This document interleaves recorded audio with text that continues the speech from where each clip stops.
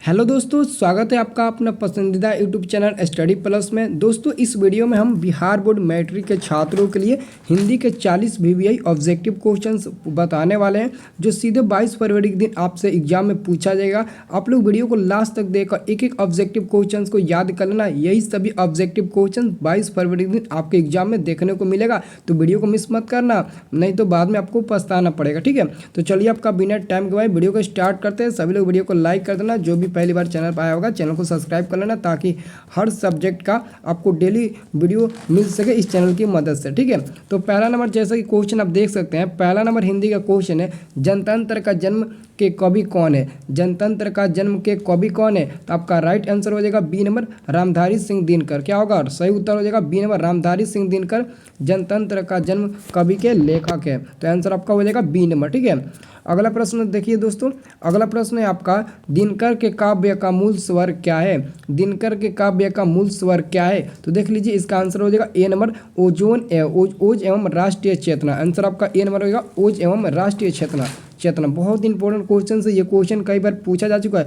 देखो मेरे प्यारे साथियों, अगर मेहनत नहीं करोगे तो रिजल्ट नहीं बन पाएगा, मेहनत तो करना पड़ेगा। आप अच्छे से याद करना सभी क्वेश्चंस को एक एक करके, और अच्छे से अच्छे नंबर लाने का प्रयास करना। ठीक है, अब चलिए अगला क्वेश्चन हम लोग देखते हैं। अगला क्वेश्चन है आपका 3 नंबर, जनतंत्र में कवि के अनुसार राजदंड क्या होंगे?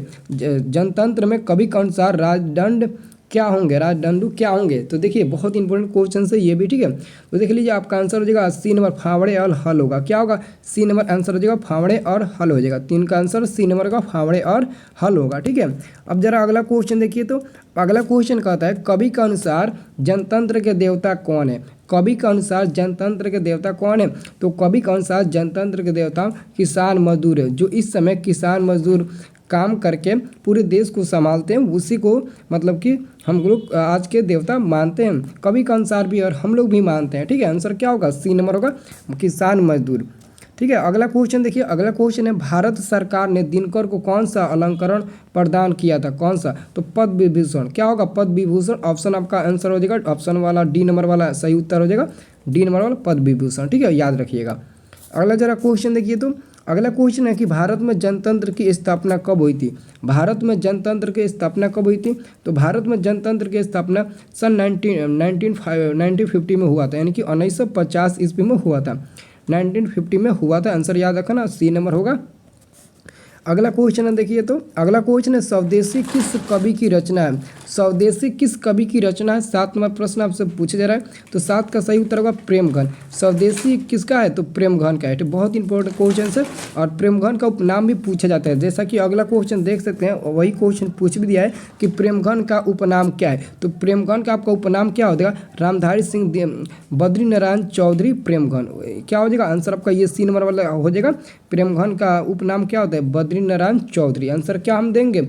8 के आंसर टिक लगाएंगे सी नंबर पर। ठीक है, तो वहाँ पर आपको 4 ऑप्शन मिलेगा ऐसे करके। ठीक है, यहाँ पर एक मिलेगा ए, एक यहाँ पर बी, यहाँ पर सी, यहाँ पर डी, ऐसे मतलब करके मिलेगा। तो आप लोग को पेंट करना है, ऐसे मतलब कि ऊपर नीचे रहेगा। ठीक है, किसके वर्टिकल के रूप में रहेगा, तो टिक लगाना आपको। ठीक है, वहाँ पर गोले के अंदर पेंट करना होता है। अगला क्वेश्चन है, प्रेमघन किस युग के कवि थे? प्रेमघन किस युग के कवि थे? तो भारतेंदु युग के कवि थे। प्रेमघन एक भारतेंदु युग के कवि थे। आंसर हम सी नंबर पर टिक लाएंगे।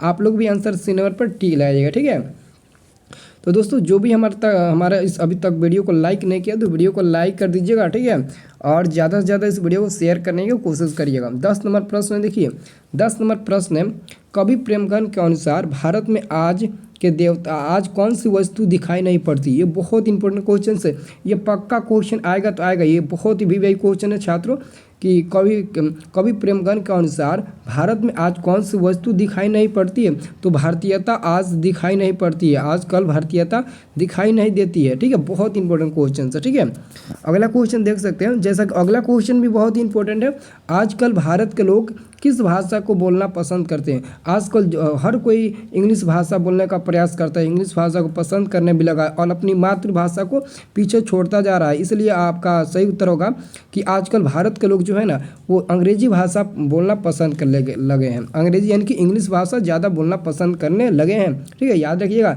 आंसर आपका सी नंबर होगा, जो मतलब कि बहुत इंपॉर्टेंट क्वेश्चन है ये। ठीक है, अगला क्वेश्चन देख सकते हैं, इन दिनों भारत के बाजार में किन वस्तुओं से भरे पड़े हैं। तो देखो इन दिनों बाजार में जो वस्तुएं भरी पड़ी हमको मिल रही है वो विदेशी सामान मिल रही है। कौन सी विदेशी सामान? ज़्यादातर विदेशी सामान ही मिल रही है। ये क्वेश्चन बहुत इंपॉर्टेंट है, ये भी क्वेश्चन, ठीक है, याद रखना। अगला क्वेश्चन बताइए, अगला क्वेश्चन देखिए ये भी क्वेश्चन इंपॉर्टेंट है।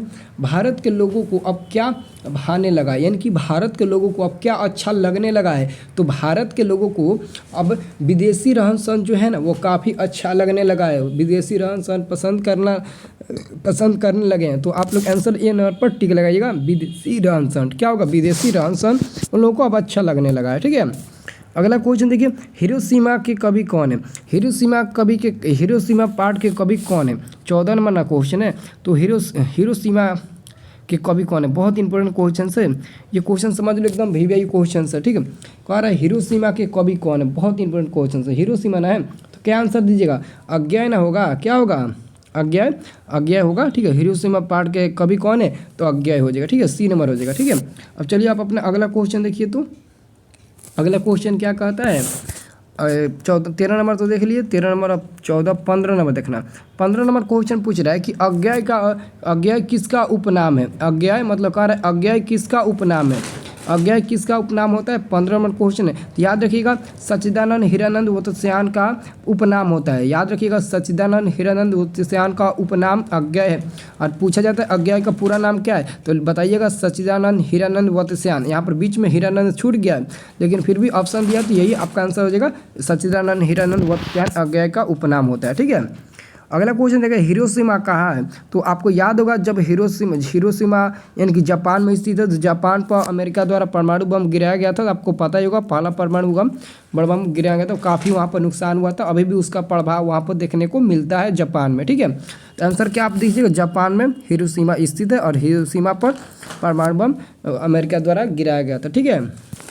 अगला क्वेश्चन जरा देखिए। तो अगला क्वेश्चन देखिए, आपका अगला क्वेश्चन है, हिरोशिमा कविता में सूरज की संज्ञा किसे दी गई है? हिरोशिमा कविता में सूरज की संज्ञा किसे दी गई है? तो हम लोग 17 का आंसर देंगे अणु बम को। किसको दी गई है? अणु बम को दी गई है। आंसर क्या होगा? आंसर आपका बी नंबर वाला होगा, अणु बम को दी गई है, ठीक है। अगला क्वेश्चन देखिए, अज्ञेय किस काव्य धारा के कवि है? अज्ञेय किस काव्य धारा के कवि है? तो हम लोग 18 का आंसर देंगे डी नंबर, प्रयोगवाद होगा, प्रयोगवाद, ठीक है। आंसर क्या होगा? प्रयोगवाद होगा। आंसर हम डी नंबर पर टिक लाएंगे, ठीक है। तो दोस्तों अगर आप लोगों को एग्जाम के तहत आपको हर सब्जेक्ट का सब्जेक्टिव वीवीआई और ऑब्जेक्टिव क्वेश्चन चाहिए तो हमारे चैनल के साथ जुड़े रहिएगा, ठीक है। और आपको इसी चैनल के माध्यम से ऑब्जेक्टिव आंसर की अपना मिलाना होगा, ठीक है। क्योंकि जब आप एग्जाम से बाहर आओगे तो एकदम शांतिपूर्वक होकर इस चैनल की मदद से ऑब्जेक्टिव आंसर की मिला लेना, ठीक है। आप बेफिक्र होकर एग्जाम से बाहर आइएगा और अपने मतलब कि दूसरे अगले एग्जाम के लिए तैयारी करिएगा। जब मैं लाइव आकर बताऊंगा तो आप लोग अपना आकर मिला लेना, ठीक है। मतलब कि टेंशन मत लेना, हम ऑब्जेक्टिव का आंसर आपको बता देंगे बिल्कुल सही, ठीक है। अगला क्वेश्चन है, कुंवर नारायण कैसे कवि है? अगला क्वेश्चन क्या है? कुंवर नारायण कैसे कवि है? तो कुंवर नारायण एक संवेदनशील कवि है। आंसर क्या होगा? आंसर आपका डी नंबर का, ठीक है, संवेदनशील कवि है। आंसर आपका डी नंबर होगा, ठीक है। अगला क्वेश्चन, एक वृक्ष की हत्या के कवि कौन है? एक वृक्ष की हत्या के कवि कौन है? तो कुंवर नारायण हो जाएगा। कुंवर नारायण एक वृक्ष की हत्या के कवि हैं। आंसर क्या होगा? आंसर आपका डी नंबर हो जाएगा, 20 का आंसर क्या होगा? डी नंबर हो जाएगा, ठीक है। अगला क्वेश्चन, एक वृक्ष की हत्या किस काव्य संग्रह से संकलित है? एक वृक्ष की हत्या किस काव्य संग्रह से संकलित है? तो इन्हीं दिनों। आंसर क्या होगा? ए नंबर होगा, इन्हीं दिनों, ठीक है। 21 का आंसर क्या होगा? ए नंबर, इन्हीं दिनों में, ठीक है। आंसर होगा ए नंबर। अगला क्वेश्चन देखिए, कुंवर नारायण आधुनिक युग की किस काव्य धारा के कवि है? कुंवर नारायण आधुनिक युग की किस काव्य धारा के कवि है? बहुत इंपॉर्टेंट क्वेश्चन है। तो यथार्थवादी होगा। क्या आंसर होगा? सी नंबर होगा, 22 का आंसर सी नंबर। नहीं, यथार्थवादी नहीं होगा, सॉरी, यहाँ पर डी नंबर नई कविता होगा। डी नंबर होगा नई कविता। क्या होगा? डी नंबर नई कविता राइट आंसर होगा, ठीक है। अगला क्वेश्चन देखिए, एक वृक्ष की हत्या में वृक्ष को किस रूप में कवि ने प्रस्तुत किया? यानी कि एक वृक्ष की हत्या में वृक्ष को कवि ने किसके रूप में प्रस्तुत किया है? तो मानव के रूप में वृक्ष को प्रस्तुत किया है कवि ने, ठीक है। बहुत इंपॉर्टेंट क्वेश्चन है। आंसर होगा सी नंबर, ठीक है। आंसर क्या होगा? सी नंबर होगा। अब देखिए अगला प्रश्न, कुंवर नारायण ने पेड़ की डाल की तुलना किससे की है? कुंवर नारायण ने पेड़ की डाल की तुलना राइफल से की है। जो यहाँ पर ऑप्शन नंबर बी में थोड़ा सा मिसप्रिंट कर दिया है, राइफल होगा, राइफल से की है।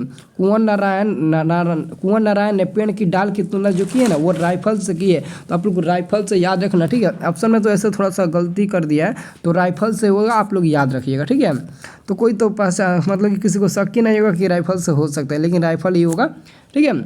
अगला क्वेश्चन है जीवनानंद दास बंगला के किस काल के प्रमुख कवि है। जीवनानंद दास बंगला के किस काल के प्रमुख कवि है, बहुत ही इंपॉर्टेंट क्वेश्चन है। तो 25 का आप लोग आंसर लगेगा रविंद्रोत्तर काल के, ठीक है। आंसर आप लोग डी पर टिक लगेगा, सभी लोग आंसर डी नंबर पर एकदम टिक लगाइएगा फटाक से, सभी लोग डी पर टिक लगाइएगा, ठीक है। अगला क्वेश्चन है कौन सी कविता का रचयिता जीवनानंद दास है। कौन सी कविता का रचयिता जीवनानंद दास है। तो जैसा कि आप देख सकते हैं लौट कर आऊँगा फिर लौट कर आऊँगा फिर पाठ जो है वो कविता है, और इस कविता का लेखक है जीवनानंद दास। कौन है, तो आपका प्रिय मतलब कि कवि जीवनानंद दास, ठीक है। अगला क्वेश्चन देखिए, अगला क्वेश्चन लौट कर आऊँगा फिर कविता में कवि का कौन सा भाव प्रकट होता है। कौन सा भाव प्रकट होता है, तो मातृभूमि। क्या आंसर होगा, मातृभूमि का भाव प्रकट होता है, ठीक है। बहुत ही इंपॉर्टेंट ये क्वेश्चन है, समझ लो। ये क्वेश्चन मतलब छप गया है आपके क्वेश्चन पेपर में, छप गया है, एक तरफ से समझ लो, ठीक है। अगला क्वेश्चन वनलता सेन किस कवि की श्रेष्ठ रचना है। तो हमारे प्रिय कवि जीवनानंद दास का ही है, जीवनानंद दास का ही है। आंसर बी नंबर होगा, क्या होगा, बी नंबर वाला ही होगा, जीवनानंद दास का ही है। अब देखो अगला क्वेश्चन है लौट कर आऊँगा फिर का प्रमुख वर्ण विषय क्या है। प्रमुख वर्ण विषय क्या है, तो बंगाल की प्रकृति, यानी कि कवि जीवनानंद दास कहाँ लौट कर आने की बात करते हैं, तो बंगाल में लौट कर आने की बात करता है। तो आंसर आप लोगों का ए नंबर वाला ही हो जाएगा, ठीक है, याद रखना। अगला क्वेश्चन है जीवनानंद दास कैसे कवि है। तो जीवनानंद दास जो है ना वो एक यथार्थवादी कवि है, वो यथार्थवादी कवि है। आंसर आपका सी नंबर राइट आंसर होगा 30 का। अगला देखिए घनानंद किस सभ्यता का रचयिता है। तो मोह अंशुवहिनी ले वर्षो, इसके प्रमुख रचयिता जीवनानंद घनानंद ही है, सॉरी घनानंद ना है, तो घनानंद ही होगा, ए नंबर आंसर होगा, ठीक है। अगला क्वेश्चन है घनानंद किस काल के कवि है। तो घनानंद ऋतु काल के कवि है। किस काल के, तो घनानंद एक ऋतु काल के कवि है। आप लोग याद रखिएगा घनानंद ऋतु काल के कवि है, ठीक है। क्या याद रखिएगा, सी नंबर, ठीक है। अगला क्वेश्चन देखिए घनानंद किस भाषा के कवि है। वहाँ अब यहाँ पर भाषा पूछ दिया, तो ब्रज भाषा, खड़ी बोली, अवधी या फिर मैथिली। तो आपका ब्रज भाषा ना होगा, आंसर क्या होगा, ब्रज भाषा, इसका भी होगा आंसर सी नंबर, ब्रज भाषा के कवि है घनानंद, ठीक है। सुजान सागर किसकी कृति है। तो सुजान सागर हमारे प्रिय कवि घनानंद की ही है। आंसर क्या होगा, 34 का आंसर डी नंबर होगा, क्या होगा, 34 का आंसर डी नंबर होगा। अब देखिए अगला क्वेश्चन है घनानंद किस बादशाह के मीर मुंशी थे। तो मोहम्मद शाह रंगीले, आंसर होगा सी नंबर। घनानंद मोहम्मद शाह रंगीले मीर मुंशी थे, ठीक है। आंसर याद रखना सी नंबर, इसका भी आंसर होगा। अगला क्वेश्चन आप लोग देखिए पतंजी की भारत माता कहाँ की निवासिनी है। तो ग्राम वासिनी है, क्या की है, तो ग्राम वासिनी की है। आंसर होगा आपका ए नंबर, राइट आंसर क्या होगा, ए नंबर होगा, ए नंबर पर टिक लगाइएगा। अगला क्वेश्चन भारत माता का आंचल कैसा है। भारत माता का जो आंचल है वो कैसा है। तो 37 का आंसर होगा धूल भरा, क्या आंसर होगा, डी नंबर होगा धूल भरा। भारत माता का आंचल कैसा है, तो धूल भरा है, याद रखिएगा। अगला क्वेश्चन भारत माता कविता कवि के किस काव्य ग्रंथ से संकलित है। तो ग्राम्य से संकलित है। कहाँ से संकलित है, तो ग्राम्य, आंसर क्या होगा, सी नंबर होगा। और कभी कभी 2 नंबर का क्वेश्चन पूछा जाता है कि कवि के अनुसार आज के देवता कौन है। तो आप यही लिख दीजिएगा कि कवि की दृष्टि से आज के देवता गांव में मजदूरी कर रहे किसान मजदूर है, ठीक है, यही लिख दीजिएगा तो आपका नंबर मिल जाएगा। अगला क्वेश्चन है पतंजी का मूल नाम क्या था। तो देखो पतंजी का मूल नाम कितने लोग कहीं आंसर दिया है, सी नंबर, डी नंबर कहीं दिया है, बी नंबर कहीं दिया, ए नंबर। तो याद रखना पतंजी का मूल जो नाम था ना वो गोसाई दत्त था। सुमित्रानंद पंत का मूल नाम क्या था, यहाँ पर दिया, रुको सुमित्रानंद पंत का नाम मूल नाम क्या था, सुमित्रानंद पंत। क्वेश्चन क्या है, पतंजी का मूल नाम ना पूछा है, तो पतंजी का मूल नाम। देखिए इस क्वेश्चन में थोड़ा डाउट लग रहा है हमें। सुमित्रानंद पंत का मूल नाम है गोसाई दत्त, क्या नाम था, मूल नाम क्या था, सुमित्रानंद पंत का गोसाई दत्त। पतंजी का मूल नाम आपका हो जाएगा, देखो अगर पतंजी का मूल नाम पूछे ना तो पतंजी का मूल नाम आपका होगा, पतंजी का नहीं, सुमित्रानंद पंत। ये जो आपका बी नंबर दिया है ना, बी नंबर में होगा सुमित्रानंद पंत का अगर मूल नाम पूछे ना तो गोसाई दत्त बताना, क्या बताना, गोसाई गोसाई दत्त पंत, गोसाई दंत, ठीक है। आप लोग यही बताइएगा जब सुमित्रा पंत का पूछे तब। लेकिन पतंजलि का नाम पूछा है तो पतंजलि का मूल नाम क्या होता है? आप इसका आंसर हमें कमेंट बॉक्स में ज़रूर बताइएगा। अभी जस्ट बताइए तो कमेंट बॉक्स में पतंजलि का मूल नाम क्या होता है, जल्दी से कमेंट करके बताइए तो ज़रा हमें।